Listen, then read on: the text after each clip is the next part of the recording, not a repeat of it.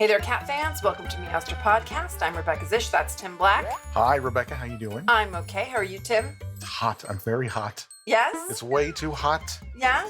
Keep your cats indoors, people. It's Yes. too hot. Too hot. But see, they know that. They do. Yeah, at my house, I have a swimming pool. And I will go out to swim when it's hot. Mm-hmm. And sometimes, we've talked about this before. My cats are trained. They're trained to go in and out the same door, to stay in my yard. But sometimes I open that door in the summer and they look at me like I'm crazy. No, thank you. Yeah, they're not even fooled. And sometimes they'll come out and they'll look around and be like, no. Not today. Not today. No. Early in the morning, dusk, they're all right with. Yeah. Too hot. Definitely. Yeah. Today we're going to talk about another documentary. Mm-hmm. We love documentaries. Sure. Who doesn't? Yes. This is a documentary titled Feral Love, directed by Marky Hancock in 2016. Mm-hmm. This is a documentary about a woman who cares for feral cats and is also a violist for the New York Philharmonic. Isn't that interesting? Yeah. Sure. Yes. We find out late in the film that she's also the founder of a cat rescue. Yes. They did not tell us that in the film. Marky Hancock chose to not reveal what I think is a vital piece of information about her subject, Dorian Rence is her name, until like 10 minutes before the end of the movie. Yeah, that's when we learned about the Artemis Project. Seriously, 10 minutes before the end of the movie. It's true. I have to say, this is not my favorite documentary that we've watched. No, mine neither. I didn't understand the narrative structure. Me neither. Oh, okay. I was hoping you had some insight. No, it was very confusing. I mean, the fact that she is a musician with the New York Philharmonic is interesting. Yes. But 40 years. Yes, the seventh woman to have been... to have ever been invited to join the Philharmonic. And it happened when she was 22 years old. It's all very amazing. And so she's had this incredible career. Not everybody could say they'd even have the potential to play with the Philharmonic for 40 years. Right.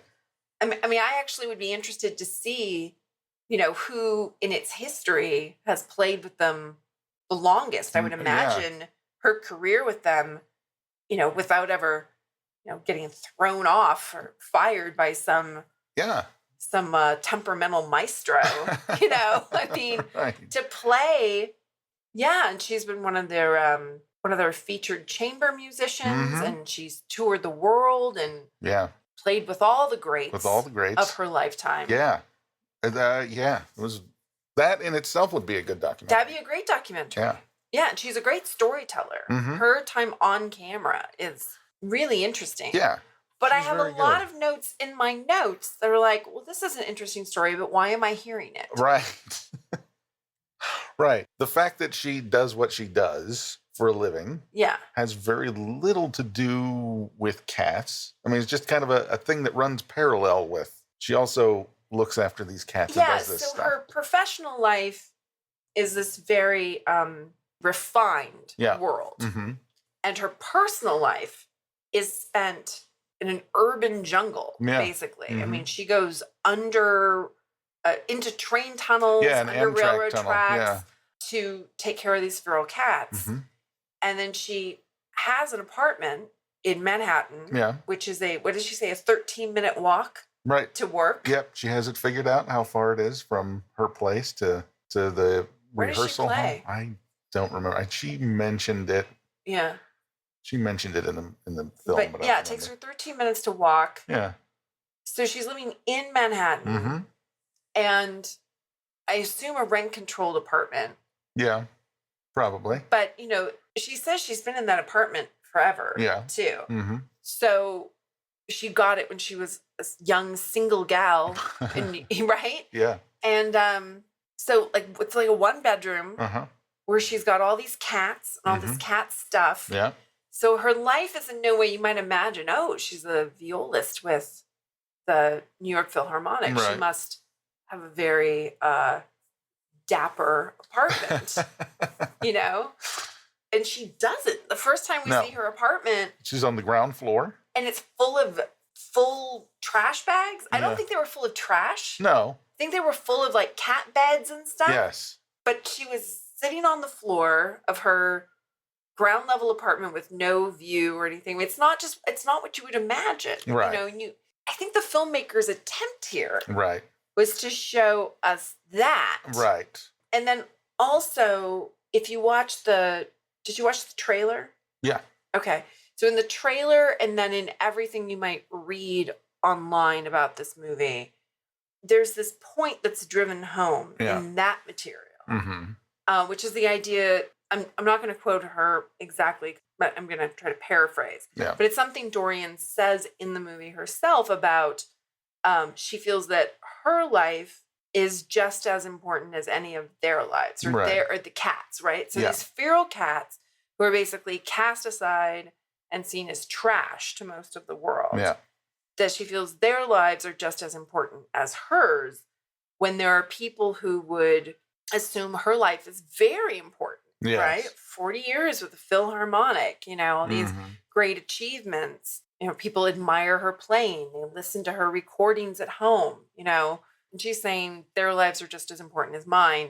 So because that's in all the PR, I think that was what the filmmaker intended the thesis to be.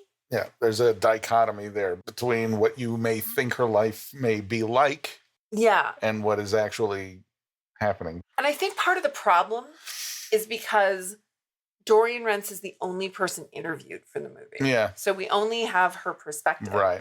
I think if there'd been other interviews, there's a veterinarian who's her veterinarian that we see in Animal Hospital. It's the same Animal Hospital where the cats for the Artemis Project are homed. Right. We don't find that out until the last 3 minutes of the movie. Right. Brenda, I would have liked to hear an interview with Brenda. Yeah.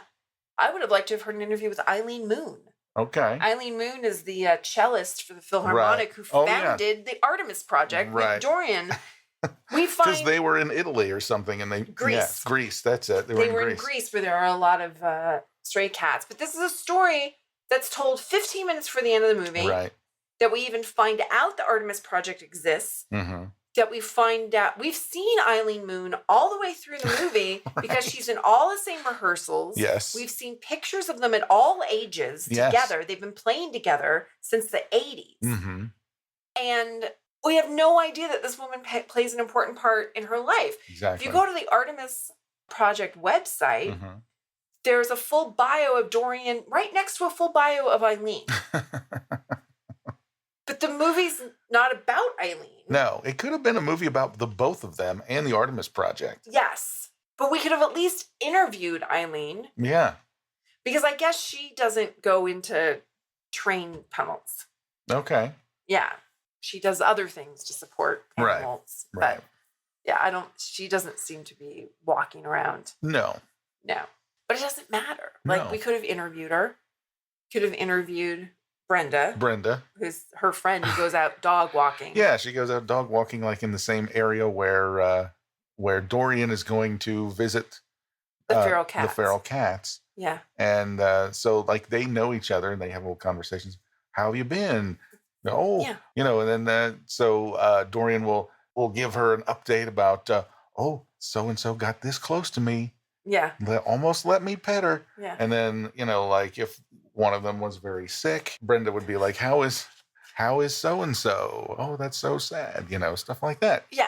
So like there's a relationship there would be interesting. If you read, because I originally brought this film to your attention because I'd seen an article about it online. Yeah. And in that article, the filmmaker states that Brenda makes all this possible for Dorian. Like, Brenda's her greatest friend and support. Okay. Do you get that? No, it just seems like they're two ladies who cross paths sometimes. Yeah. Apparently, they're the best of friends. They know every detail of each other's lives, and Brenda rescues dogs. And we know none of that from this movie. No. I know it only from reading PR for the film. Not at all. Yeah, I would have apparently everyone in her life knows all about this and supports her. She's got a lot of support. I guess she's not really seen as a crazy cat lady. Right. Like in her world, people go, oh no, that's what she does. She's amazing. Yeah. People really respect her. Yeah. We don't get that. No. I think that's kind of what it seems like they're trying to make us think the way this film is put together. It's like this, you're going to see a movie at the beginning of the film. It's like you're going to see a movie about this lady who's a world-class musician by day and crazy cat lady by night, or vice versa. I guess it would be vice versa. Right. Yeah. She's not crazy at all. Not at all. She's no. No. Yeah, in fact, I don't know if you saw this, but Eric Bartlett, who's a cellist for the Philharmonic, he arranged all the music for the film. Like, you don't get people like that, right? To do special chamber music arrangements of pieces that you want to use in a documentary about you. Oh, I'll arrange it. Yeah. Yeah. Oh, I'd be happy to. Let's do a special arrangement, because unless they respect you already, right? Yeah, the structure of the film was so bananas to me. It's like an hour and 20 minutes. Yeah. And the first hour is either her going down into these train tunnels or talking about growing up in Oklahoma. Yes, and how she got interested in music and how her whole music career took off. Yeah, and then we'd cut back to her feeding cats. Right. And I'm like, I want to see the comparison, and I feel like I can make it on my own, or I can read PR and be able to say, oh, I see what the filmmaker was trying to do. Right. But it's not actually happening in the movie. It's like there wasn't enough material to do a documentary about the cat rescuer, and there wasn't enough material to do a documentary about the seventh woman to be invited to join the New York Philharmonic. Yeah. So let's do one that's got a little bit of both. I mean, I think I know what the filmmaker wanted to do. I just don't. It just didn't come across the way. No, I really think it's missing interviews with other people. Yeah. And I don't know if she thought, like, we're just going to do a short, so we're not going to talk to anybody else. But in a documentary, you really need additional perspectives. Yeah. And we just don't get that here. I guess there are some people in the world who are able to be so successfully self-reflective. Yeah. That you could just interview that person. Errol Morris could have put together that documentary. I was just thinking about that. As I was saying those words, I was like, Errol Morris knows how to do that. Yes. But that takes a very special subject for your documentary. It does. And you have to know going in. Right. You have to have already done 20 hours of interviews with that person before you see a story start to form. Yeah. Yeah, exactly. I don't think there was enough interviewing done. Yeah. Because all of the interviewing done with Dorian, she's wearing the same clothes. Yeah. Right? So I think it was just one day, we're going to sit her down and have her tell her life story. But if you aren't good at combining those ideas, I mean, there's a lot of emotion in the movie. There definitely is. Yeah. I read some people's posts online about it. And this one woman said, I didn't think I was going to like this because I'm allergic to cats, she wrote. Yeah. Like, well, it's not in 4D. Right. Yeah. Like, I don't like zebras, but I might like a documentary about them. Sure. Because it keeps them at a safe distance. Oh, yeah. No, they're mean. Yes. Don't ever get anywhere near a zebra. Eek. Well, I don't know if they're mean to everyone, but they don't like humans. No. So that's off topic. This isn't a podcast about zebras. Yeah, so as Rowan said, I didn't think I'd like this movie because I'm allergic to cats. She said, but I watched it and I cried, and it's like, okay, yeah, there's a point at the end. Yeah, it's very sad.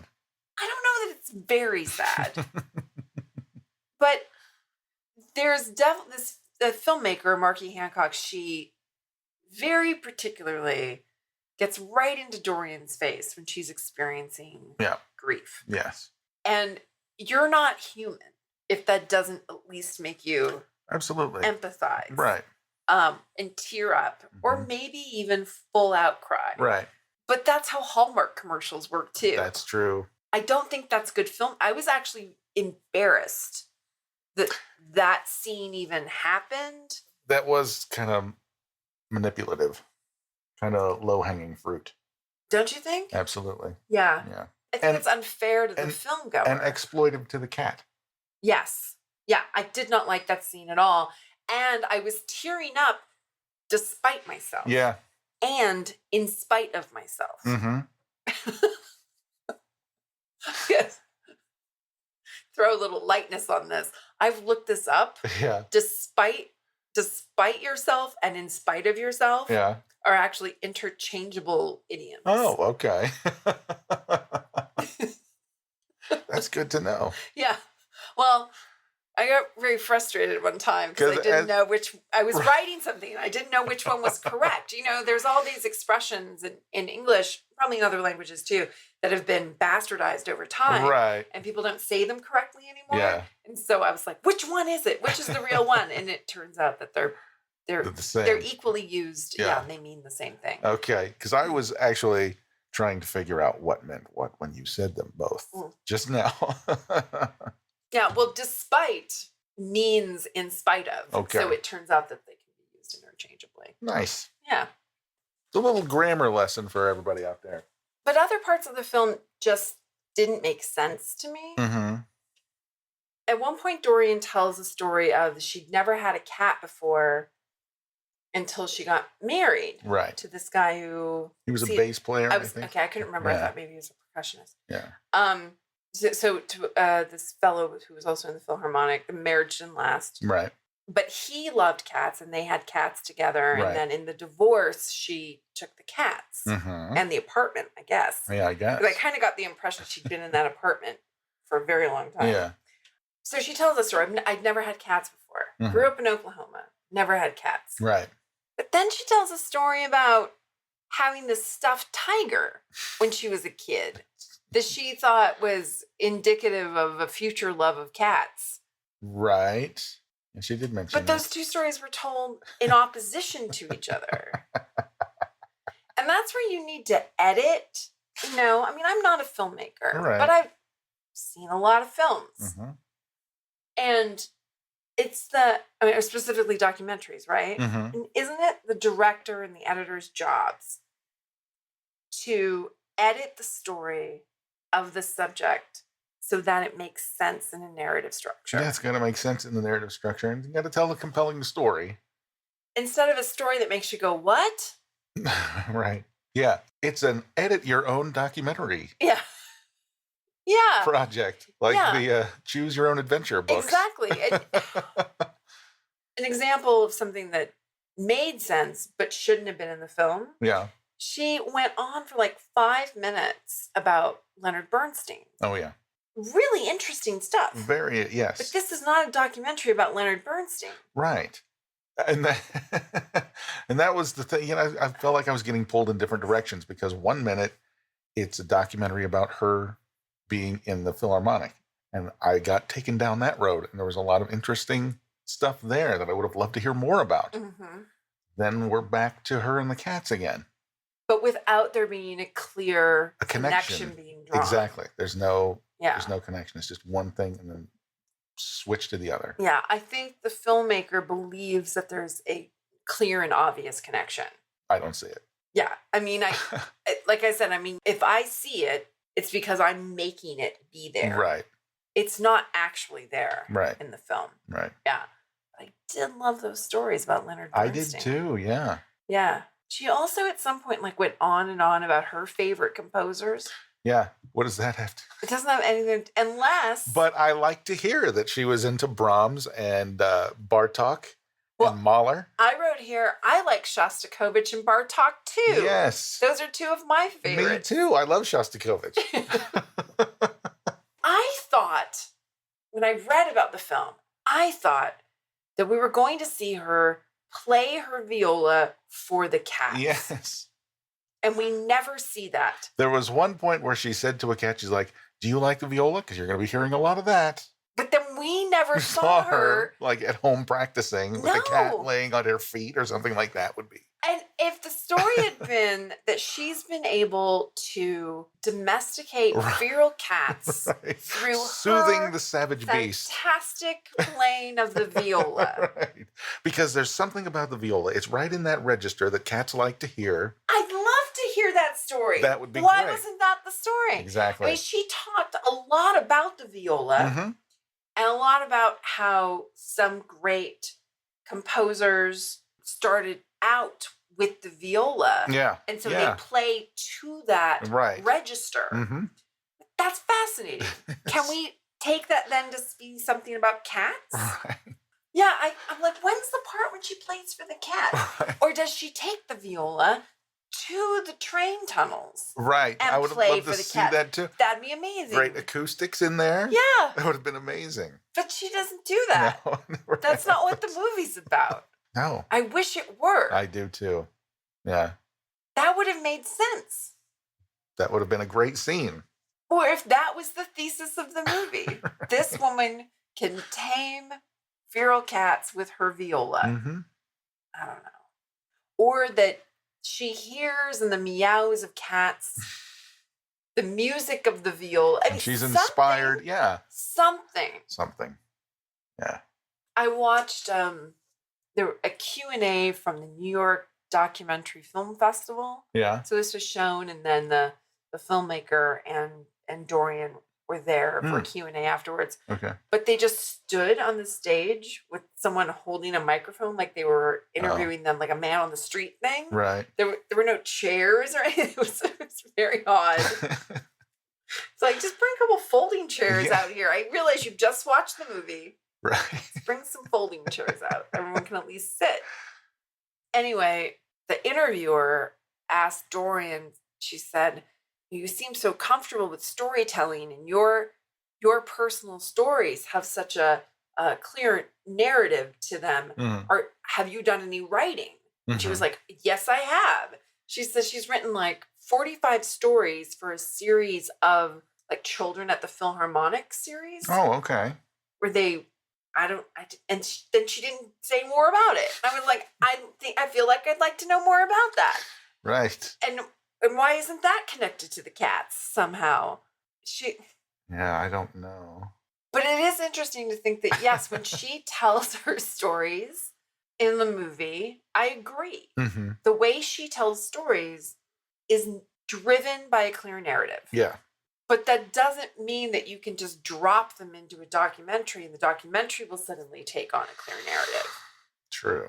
I don't know. I feel when I heard that in that interview, I went, oh, maybe the filmmaker was just relying on Dorian's storytelling.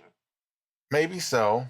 But I do think it would have been different if we learned about the Artemis Project at the beginning. It would have. It would have made a big difference. That would have been a good jumping off point.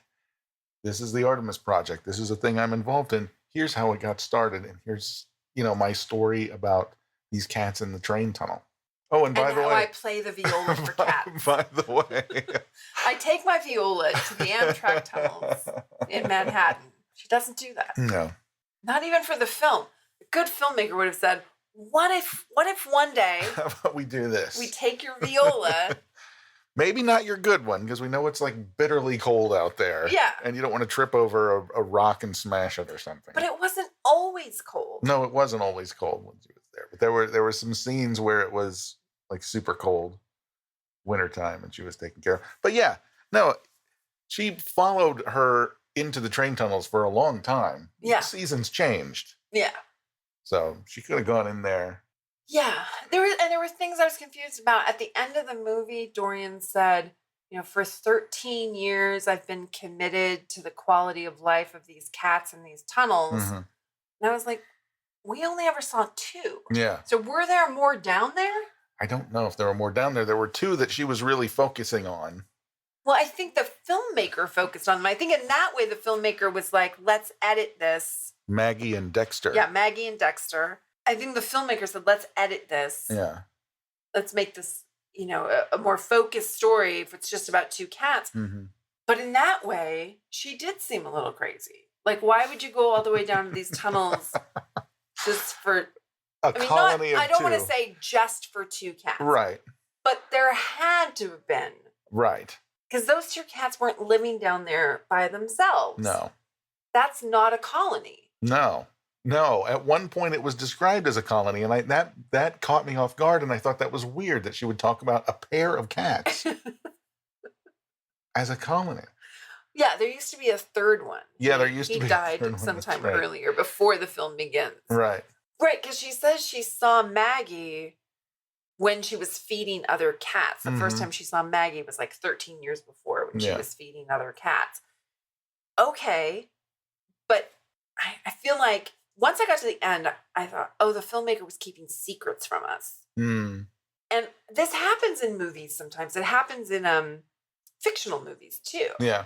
When there's not a good enough story. And so rather than letting it develop naturally, the filmmaker will hide an important piece of information from you. Detail, yeah. So that there's something surprising at the end.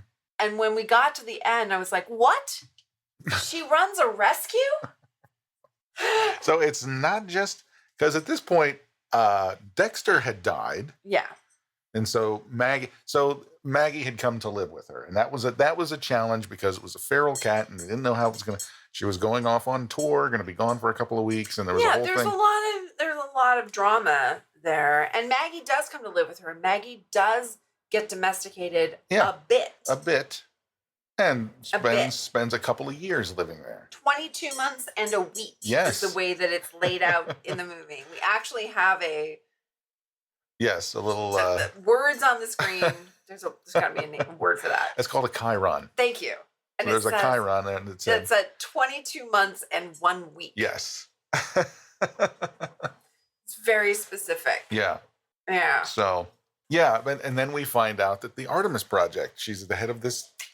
Yeah, and 5 minutes before the end of the movie, Dorian introduces the film goer to some cats that are currently being housed by Artemis, who are waiting for foster homes. 5 minutes later, the movie's over.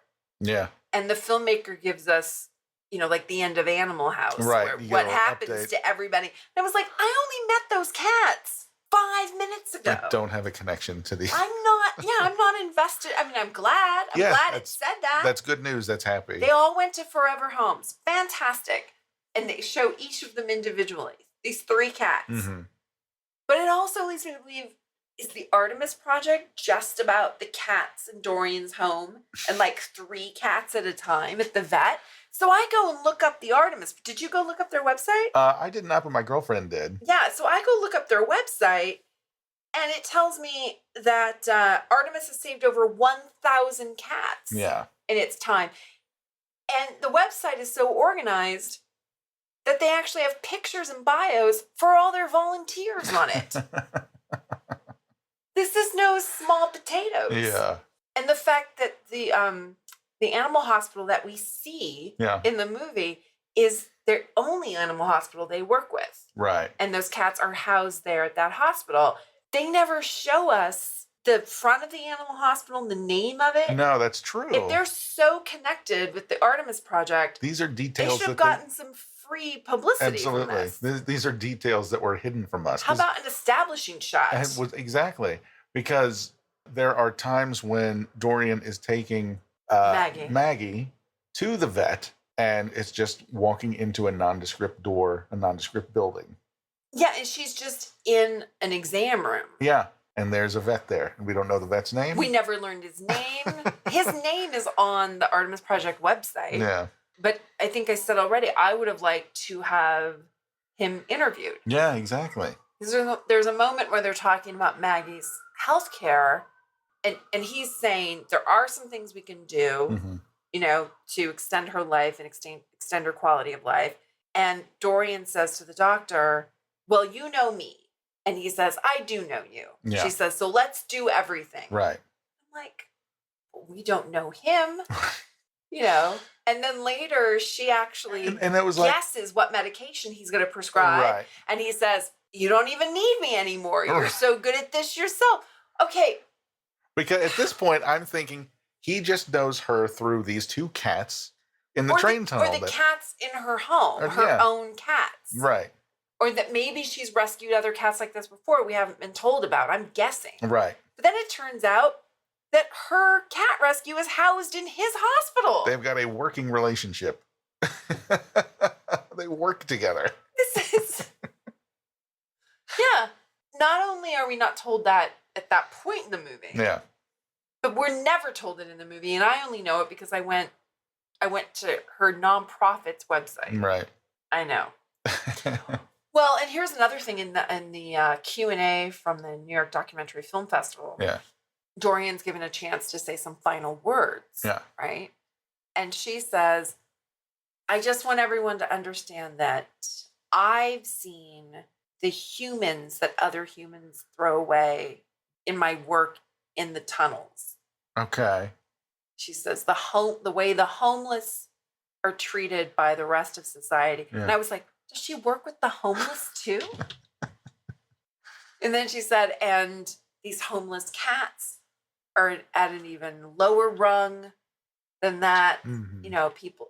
But I feel like, wow, does she help homeless people as well as homeless cats?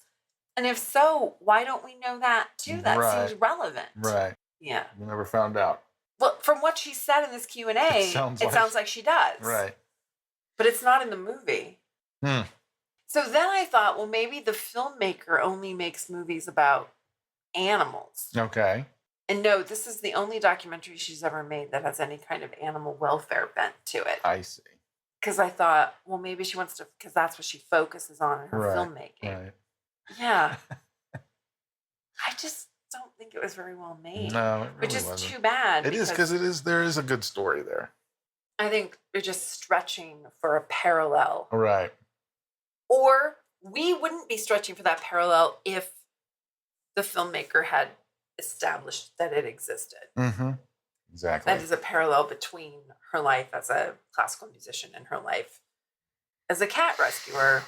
Yeah. When she actually told the story about her and Eileen Moon in Greece and rescuing these two kittens. Yeah. I actually was sitting at home watching this going, why are we hearing this story? Yeah. It's so far into the movie. Yeah. Why are we hearing this story? At this point, we're worried about Maggie's health. Mm-hmm. Yeah, because at that point, that's what the movie seems like it's about. It's about this lady who took care of these two cats in a train tunnel, brought them both home. One of them got sick and didn't make it. Okay, that's sad. Now Maggie is getting sicker and older, and it looks like Maggie's not going to make it. That's the movie at this point. Yeah. And now we go back 20 in time. Years and learn about her Greece. And the cellist Eileen Moon finding these two cats. And she doesn't even say Eileen Moon. She says Eileen and I. And I had to go online and go, oh, she's talking about Eileen Moon, who we've seen throughout the movie and has never been identified. No. You had no idea that she was going to play a part in any of this. No. It was just like they cut to these shots of this chamber group that's playing this nice piece of like low strings. And Eileen is right there playing. Yeah. And they're like, oh, okay. And then in some pictures of her career with the Philharmonic, Eileen is in those pictures. Like, oh, that's that same lady that was in that little ensemble that we heard before. That's kind of cool. Yeah. My thoughts were, she's a lovely lady. She's very pretty. Yes. That's what every time I saw Eileen Moon, I was like, gosh, she's very pretty. Yes. And then she started telling this story about they were in Greece and they found these two kittens. Eileen and I found these two kittens. And at this point, you know what Dorian's opinion of cats is. I don't know if Eileen might have been freaked out. Yeah. Get these. There's some weird cat at my door. It doesn't look well. So the other thing is if you go to the Artemis website, you'll read this whole story. Yeah. It's a much more interesting story. Yeah. But then it's led to be in the movie. But in the movie, I wasn't really listening because I was like, why? Why are we hearing this? And it turns out this was the start of the Artemis Project. Right. But there's a couple places, if you look online at the PR, where this sentence or phrase is thrown in, which is, you find the root of the name of the Artemis Project. We don't know the root of the name of the Artemis Project. No, I still don't know. There was no kitten named Artemis. Yeah, no. She named one kitten Athena. Yeah. But she spelled it with an I, Athina. So that's not even the Greek goddess. No. And then there's Oscar. Right. Who's Artemis? Don't know. I mean, normally something called the something project is named after a person. Yeah. Is it a place? But they didn't say that. They were, I can't remember where, but it wasn't, they certainly weren't in a place called Artemis. Right. I like the telling of the story in that they have one kitten, they go back, they find another, but they go, apparently it was the only vet on this Greek isle where they were performing. And it took a budget rent-a-car rep who drove them 30 miles for free. Wow. To the only vet on the island. This is not in the movie. No. This is all from other sources I have read. But it was, and the vet... Maybe Artemis was the budget person. Maybe. Maybe that vet was on Artemis Street. I don't know. Maybe that was the name of their hotel. Hotel Artemis. Perhaps. It's possible. I don't know. But I like that story is the vet asked them, what's your intention? Yeah. They said, I don't know. You know, sick kittens, we brought them to you. Yeah. And they said, we can't adopt them. The vet said, why not? Right. And I love that. I love a vet who's just like, why not? What's stopping you? Because you cared enough to bring them here. Mm-hmm. I can get them to America for you. That's not a problem. We can get that going. Yeah. Yeah. Yeah. So that's a story. I like that. I like that story. But I think we should have heard that story 5 minutes into the film, not 5 minutes before the end of the film. Right. Where I'm going, why am I hearing this now? We should have heard that before we ever saw her go down into the train tunnel. Yep. We should have known all about the Artemis Project before we knew about Maggie and Dexter. Yeah. Yeah, I think so. I think I would have been more prepared to see a parallel in her public and private life if you had told me, you know, she works for this storied organization. Yes. And we were in Greece on a tour and we saw these kittens. And so it was my life as a musician that led me to rescuing cats. Those words are never spoken. Right. When Maggie is dying, Dorian says the sentence, she's in the last movement of her life. That is the only time that a musical reference is made towards the cats. Right. That's true. We don't even meet the other cats who live in her house. No, we don't. I see at least 3 cats living there. Yeah. I don't know their names. I don't know their stories. Right. Yeah. When she brought Maggie home in a carrier. Yeah. And set it down on the floor, and a cat that already lives there comes up and is like sniffing around. Yeah. What's going on here? Yeah. And it's never like, oh, that's so-and-so. He likes to greet all the new what. Yeah. I also found him in a train. Right. Exactly. Yeah. The filmmaker tells a story online that she actually met Dorian just out in New York City. There's a dog park for special needs dogs. Okay. And I guess the filmmaker had a dog that needed to go there, and I don't know exactly why. Yeah.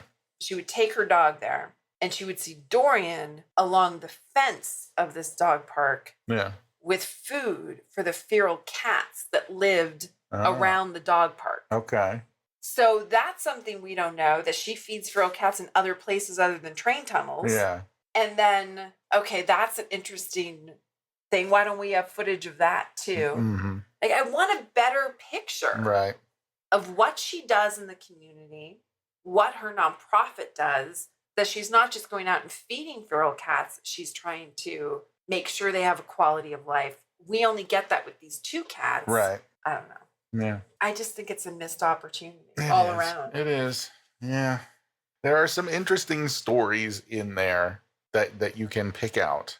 It doesn't really work as one thing. It's not a unified thing.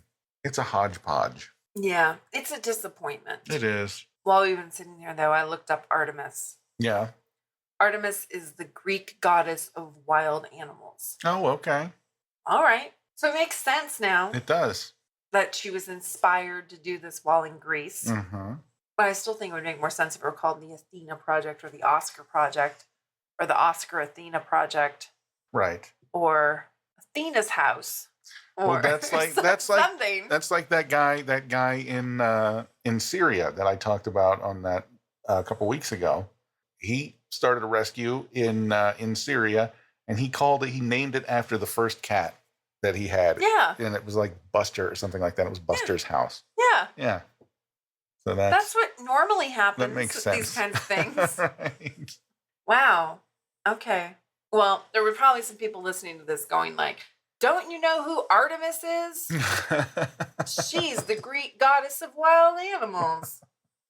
But she's also the Greek goddess of the hunt, vegetation, chastity, and childbirth. Oh, my. So I don't know how I completely feel about that. As a name for a cat rescue. Yeah. And I know from reading their website that the Artemis Project also does trap, neuter, return. Mm-hmm. Because I was also wondering about Maggie and Dexter when they were in the tunnel. Yeah. Because they didn't seem to have tipped ears. Right. I didn't know whether they'd ever been trapped or whether Maggie had been having kittens all this time. No idea. But it didn't seem like she had. Mm-mm. Well, at least not recently. No, I think there certainly would have been more cats. Yeah, more than just the two. Yeah. I don't know. Like I said, the film was a disappointment. It was. I really thought we'd see a stronger connection between classical music and cats. Yeah, that's what I was hoping for. As a violinist, did you enjoy it? I liked when she was talking about how she got into music, her talking about her career in music. I liked all that stuff. I liked the footage of her playing with that little chamber ensemble. Mm-hmm. I wasn't familiar with any of the music that I heard her play. Mm-hmm. Did you look it up? I didn't, but I wasn't, because I'm not too familiar with viola literature. Well, it turns out that everything we hear them play was actually was rearranged for them. Yeah. So the three compositions that we hear in the film are these. Oh, at least two of them were a piano concerto in G. That's actually a Ravel piece that was rearranged by this guy Eric Bartlett. Okay. And then Spirit of Gentleness by James K. Manley, which was rearranged for strings by Eric Bartlett. Okay. And so only this... And the other one, this Telemann thing, that makes sense because Telemann wrote a lot of... viola pieces, yeah.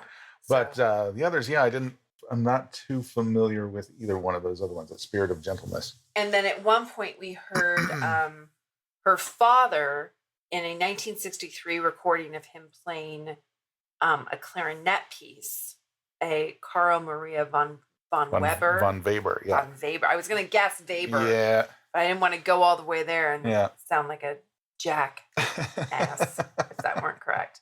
Yes, the Concertino in E-flat major, Opus 26. Yeah.